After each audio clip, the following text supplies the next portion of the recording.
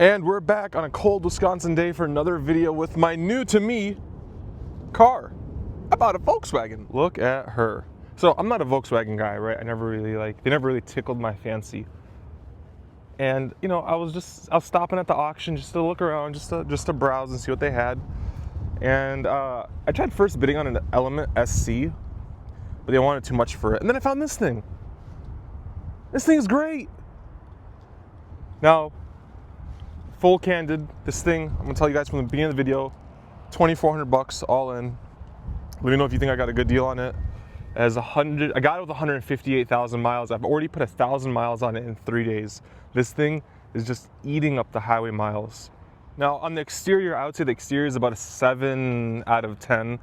Nothing crazy. It's missing all of its hubcaps, but it does have new tires on it. So I don't know if they didn't put them back on after getting new tires, or it has new tires all around. Continentals too. Or if the clips broke when they took the hubcaps off, I don't know. But after this video, I'm gonna head over to the junkyard. They have a Golf just like this with hubcaps. If they're missing or they're not good or they're crappy or cracked, then I'm just gonna order them online. But they're $8 at the junkyard right now, or $50 online for all 4 of them. So we'll go from there. That'll clean up the cars outside a lot because it kind of looks cheapy right now without the hubcaps on. Coming around, got a little dent in the fender right here. We're gonna see if we can try to pop that back out. Not a big deal at all. Coming on the front, I thought this was paint damage. It's not. I think they had those little whistles people put on their cars for deer on each side. So I'm just gonna, Google on that and get that to come off. Otherwise, bumper damage is right here. So I think they hit something right over here and they popped the side of the bumper out. They didn't break the tabs, they just popped the bumper. So I'm gonna undo the bumper from that right corner, line it all back up and put it all back. It's not gonna fix the crack, but it'll align everything back so it doesn't look weird, which is gonna be nice. Coming around the side, it has, as of 10,000 miles ago, new brakes all around. 20,000 miles ago, the serpentine belt was done, the water pump and all that good stuff. So it's had a lot of work done to the car. Here's the biggest damage it has. It has a dent right here in the door. Now, I don't know if I could pull it out, but I have access to it right here. See if we can get that to focus. Focus. Right there. I have access to it. So maybe I try using a pry bar to pop it out. Door also started to squeak. I'm just gonna grease the hinges. Coming to the rear quarter, it's good otherwise. It's really good. Coming to the back. Look at this thing. Look how much space there is. I was using windshield cleaner to clean the glass. Full size spare, storage underneath, the jack, everything you could want and need. And I'm gonna be honest, I don't know why I ended up at auction. Again, I put 1,000 miles on it. It drives fantastic. It's so it drives like a 50,000 mile car. Look, it was even detailed and everything before I got it. Now there's some mud here, but that's because I was at the auction lot, climbing inside, and those auction lots usually have muddy floors. But super clean interior otherwise. You got vents in the back too. Let's pop the hood. $2,400, guys. $2,400. That's tax, title, and license. Has a newer battery in it. You got the 2.5 liter. It's good on oil. All the fluids were good. I checked all of them. 6-speed automatic transmission. Apparently, based on my limited research, this is the engine you want. This is the bulletproof one. And then the only other damage is up here. See that paint? So I got paint kit for this car in the same color, and I'm gonna sand it down, prime it, and fix that all. But after that's done, you fix that right there, you put the hubcaps on it, maybe we fix the fender, maybe we don't, and this thing's golden. It just needs a car wash. It's a cold Wisconsin day. It's been snowing, as you can see, a big pile of snow. There's some snow over there, and then raining too. And on this side, she's all good. But yeah, this thing is great. Coming inside, again, it's only dirty because I was sitting inside of it with dirty shoes. The interior is super clean. I love these seats. These seats are like, if you know Volkswagen, I guess, they like to do these like super bolstery bucket seats. They're more bolstered than my 3 Series was. She now has 159,000 miles. Hold on.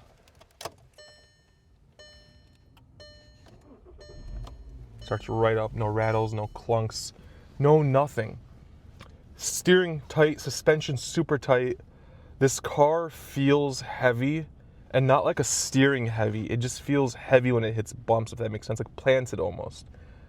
Substantial. Like I'm surprised that this is supposed to be a $20,000 new Econo box. Like this is their version, because this thing has a lot of features for a 2013 Econo box.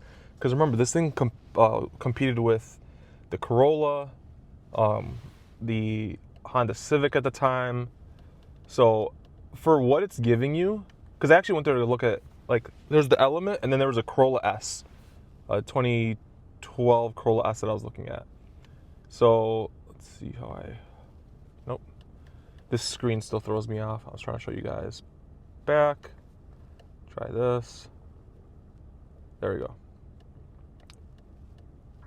So this thing, on the highway I'm getting 35 miles a gallon. Overall, like I've been idling, so I'm getting 14, but overall I'm getting about 30 in this thing, which is very good.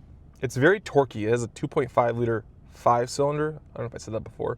2.55. It feels throaty and torquey almost. Like, it's nice. It's nice. Now, it's the base model. So you notice some base model things that are not different than other base model cars. You have no steering wheel buttons right there.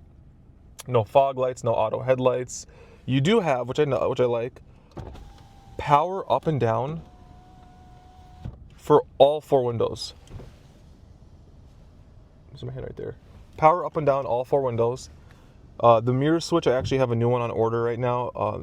The knob broke, but it has heated mirrors as well, which is nice. Yeah, no buttons on the steering wheel though. It has your little typical German storage box right there.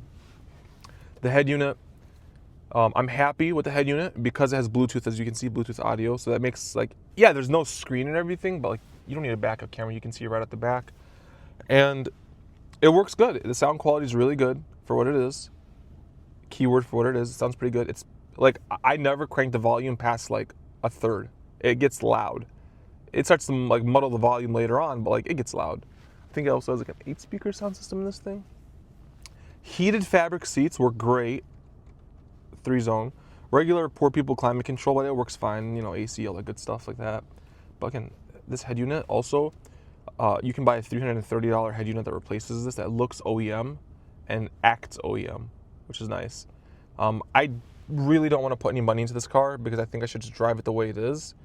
And if you're wondering, I bought it to replace the Jeep. So I lost my Jeep a year ago and it exploded, but I've been just running up the miles of my X5. So I decided to get another cheap car.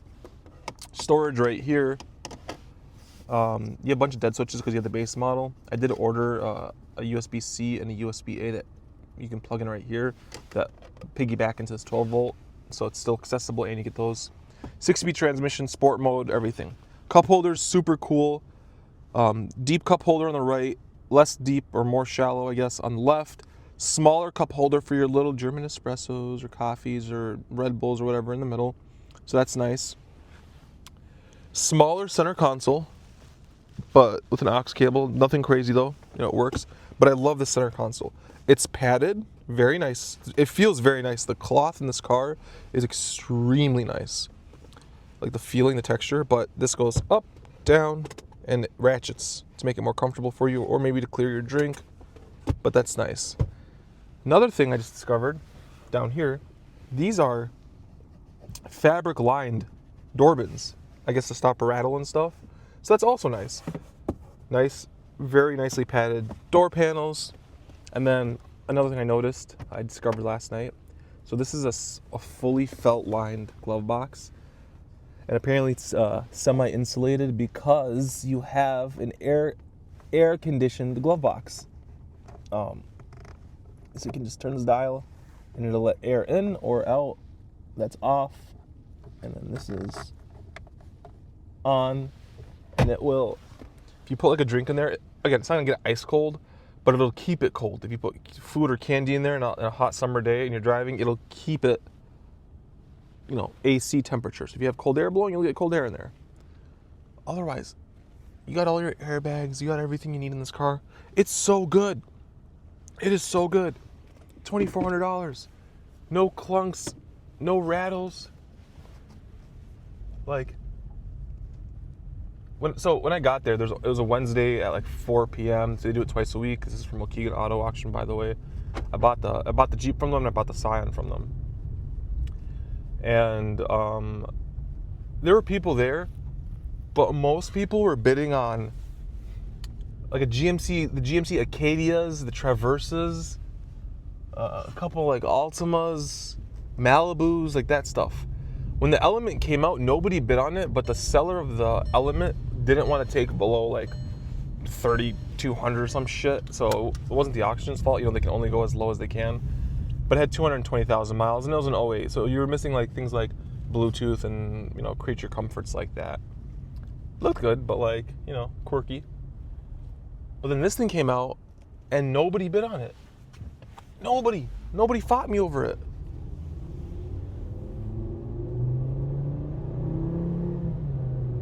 Shift's good.